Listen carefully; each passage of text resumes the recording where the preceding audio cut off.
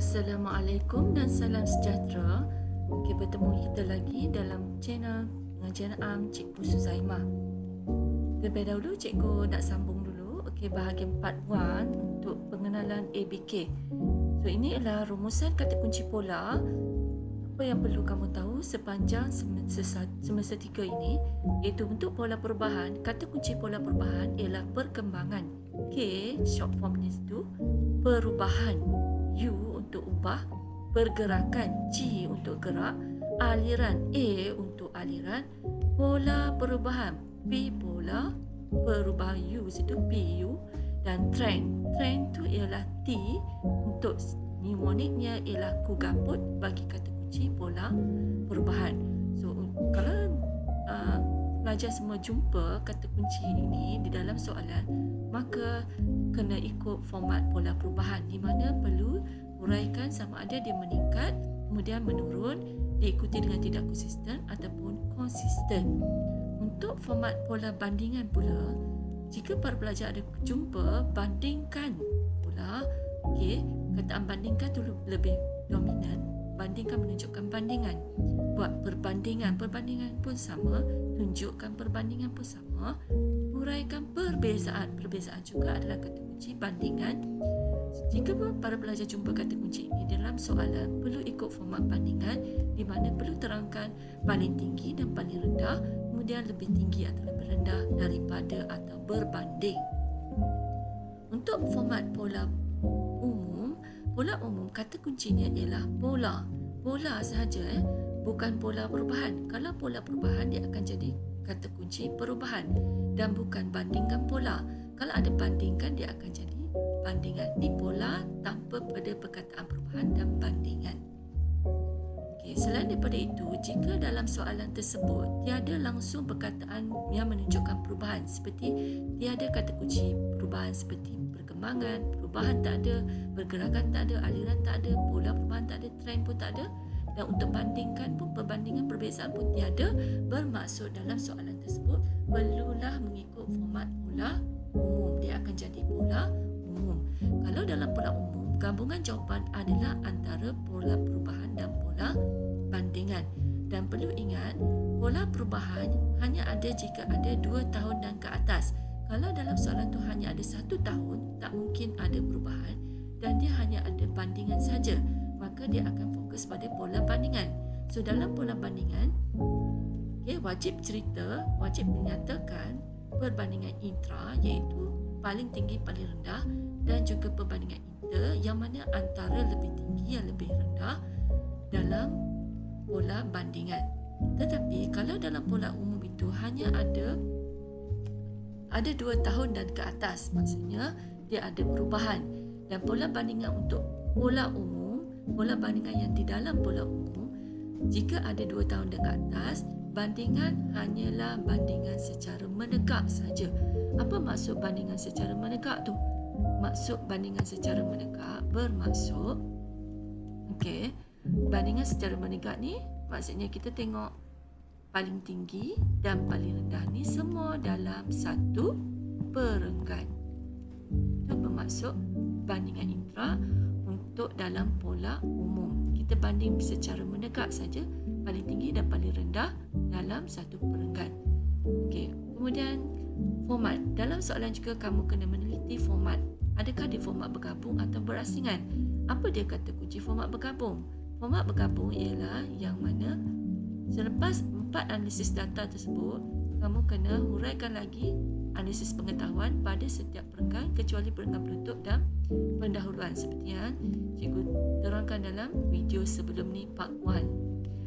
So, bermaksud kata kunci untuk format bergabung pun ada. Apa dia kata kunci dia? Antara dia, jelaskan sebab berlaku keadaan sedemikian, ataupun mengapakah berlaku keadaan sedemikian, ataupun mengapakah berlaku keadaan tersebut. Kemudian apa lagi kata kunci format bergabung? Tafsirkan. Macam soalan SDPN 2014. Yang ni tafsirkan yang soalan catapai tu. Berikan ulasan pun ini adalah kata kunci untuk soalan SDPN 2013. Format bergabung. Ulaskan pun juga adalah kata kunci format bergabung. Kalau format berasingan, dalam soalan dia dah beritahu apa apakah analisis pengetahuan yang dikehendaki, seperti dia minta bincangkan atau huraikan implikasi atau kesan. Kesan ni boleh jadi kesan positif atau kesan negatif, sebab ataupun langkah-langkah.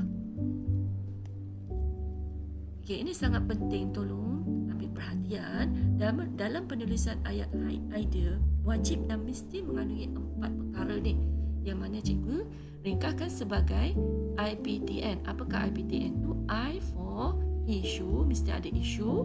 P untuk pola. Pola apakah?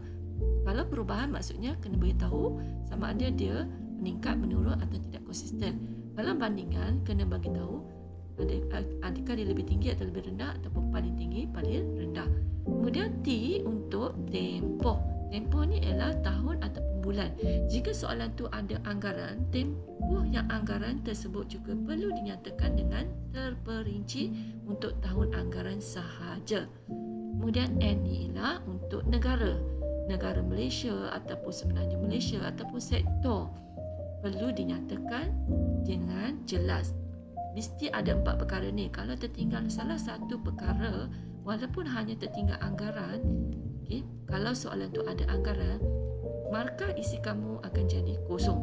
Bila isi kosong, huraian pemeriksa tak akan baca lagi. Huraian akan jadi kosong, sebab isi itulah yang menghidupkan huraian. Kalau isi kosong, huraian pun akan jadi kosong. Okay, ini ialah antara contoh untuk menjelaskan formula idea yang perlu ada. Okey, macam cikgu cakap tadi, perlu ada formula IPTN, issue. So, apakah issue untuk soalan ni? Ini ialah isunya ialah jumlah keseluruhan ekspor minyak, tu isu dia. Minyak mentah ni ya. Kemudian polanya ialah yang mana? Polanya tidak konsisten. Ni untuk pola perubahan tidak konsisten pun kena sebut dengan terperinci. Apakah tidak konsisten tu? Iaitu naik dan turun. Kemudian T ialah tempoh. Tempohnya tahun 2009 hingga tahun 2012. Kemudian N-nya ialah negara. Negaranya ialah negara-negara ASEAN terpilih. Okey, ini ialah untuk formula idea yang bagi pola bandingan, yang pola inter, antara. So, apa dia yang perlu ada di sini? Isunya ialah berkenaan harga barangan asas. Okey, kemudian polanya ialah lebih tinggi. Lebih rendah ni pun pola juga. Okey. Kemudian T ialah tahun atau tempoh. Tempoh walaupun dia hanya satu saja tarikh pun tetap kena tulis dengan terperinci. Kamu tak boleh tulis 2011 saja, kena ikut sama seperti dalam soalan. Kalau soalan cakap 3 Mei 2011, kena tulis sama seperti soalan 3 Mei 2011. Okey, negaranya ialah di Malaysia. Walaupun kamu rasa macam di Malaysia ni satu saja mungkin tak penting, tapi sebenarnya sangat penting. Tertinggal salah satu menyebabkan kamu akan kehilangan isi kosong, huraian pun akan jadi kosong. So, cikgu minta kamu berhati-hati. Okey, isu di sini juga untuk barangan asas yang kita utarakan di sini ialah berkenaan barangan ayam dan daging tempatan. Perlu ada 4-4 ini barulah layak dapat satu markah. Okey. P satu lagi yang tadi cikgu beritahu, P pula ni untuk lebih rendah. Okey, ini juga contoh untuk pola bandingan yang pola bandingan intra, iaitu pola bandingan secara menegak. Okey, yang mana isu harga barangan asas, polanya paling rendah, tempoh masa ialah 3 Mei 2011, negara Malaysia, dan isu masih lagi kita bincang tentang barangan beras dan tepung, gandum. So, semua perlu ada 4 ini baru layak dapat satu markah. Okey, ini cikgu nak tunjukkan untuk penyataan idea bagi yang ada tahun anggaran. Okey, isu ialah jumlah keseluruhan keluaran negara kasar. Kamu kena tulis penuh-penuh keluaran dalam negara kasar, kemudian barulah tulis short formnya dalam kurungan KDNK. Polanya ialah meningkat berterusan, tapi disebabkan soalan ni ada anggaran, perlu dinyatakan dengan terperinci. Dianggarkan ni mesti ada. Okay, dianggarkan meningkat berterusan. Tempoh masa ialah dari tahun 2005 hingga tahun anggaran 2007 mesti disebut untuk yang ada anggaran.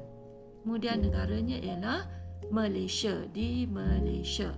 baru layak dapat 1 markah jika ada 4 perkara ini. Okey, ini adalah untuk penyataan idea yang lengkap bagi pola apa ni? Kalau di fisik ni. Yang ni kita panggil pola imbangan dagangan. Okey. Nanti cikgu akan buat video khas untuk pola imbangan dagangan supaya kamu akan lebih jelas. Untuk pengenalan ini, kita baru bincangkan bagaimana nak menulis penyataan idea yang lengkap, yang mesti ada 4 perkara ni. So, untuk penyataan idea bagi pola imbangan dagangan, polanya di sini ialah defisit. Pola imbangan dagangan, kita hanya menyatakan sama ada dia mengalami lebihan dagangan. Kalau ekspor telah import dapat positif, dia akan mengalami lebihan dagangan. Kalau kamu kira ekspor telah import dapat negatif, bermaksud dia mengalami defisit. So, defisit itu merupakan satu pola bagi pola imbangan dagangan perlu disebut. Isu di sini ialah jumlah keseluruhan aliran dagangan Malaysia.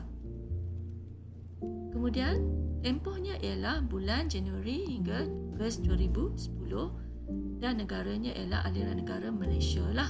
So, perlu dinyatakan dengan jelas 4 perkara ni barulah layak dapat 1 markah. Okey, yang ni untuk soalan 2020.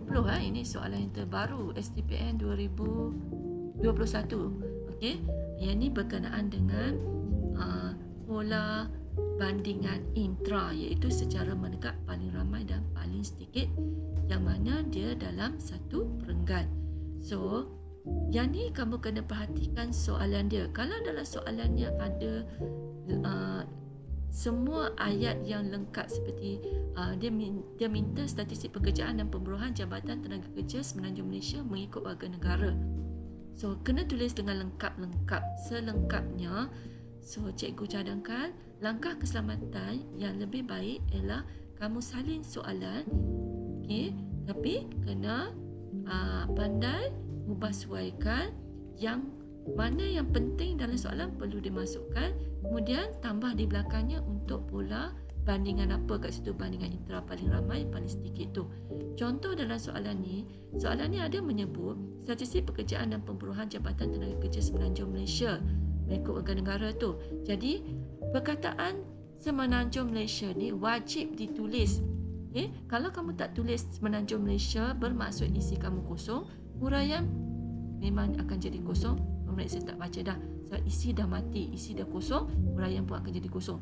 So, cikgu ingatkan langkah keselamatan kamu salin soalan seperti yang ni. Cikgu salin soalannya untuk jumlah keseluruhan ya. Jumlah keseluruhan statistik pekerjaan dan pemburuhan itu ialah isunya di situ, tapi kena tulis dengan lengkap seperti cikgu nyatakan. Jumlah keseluruhan statistik pekerjaan dan pemburuhan Jabatan Tenaga Kerja Semenanjung Malaysia ni wajib ada. Okey, mengikut warga negara. Okey, yang paling ramai itu merupakan pola bandingan intra yang secara menegak. Paling sedikit pun sama juga, pola juga. Okey. Kemudian tempohnya walaupun ada 1 tahun saja tetap kena tulis dengan lengkap tahun 2014. Okey. Okey, negara stop set tu kat sini, negara ni ialah berkaitan dengan Semenanjung Malaysia jadi kamu tak boleh tulis Malaysia, pandai-pandai nak ubah. Yang penting lebih selamat kamu salin soalan, dalam soalan tulis Semenanjung Malaysia, wajib tulis Semenanjung Malaysia tu. Tak ada Semenanjung Malaysia, mama isi kamu akan jadi kosong. Kemudian negara kat sini untuk yang paling ramai tahun 2014 ni, warga negara yang paling ramai ialah Indonesia disebut dengan jelas, dan warga negara asing yang paling sedikit ialah Vietnam. So, bila lengkap 4 perkara ni barulah layak dapat 1 markah. Okey, setakat itu saja perkongsian cikgu hari ini. Cikgu mohon untuk like dan subscribe channel pengajian channel Cikgu Suzaimah. Okey, setakat itu saja. Sekian.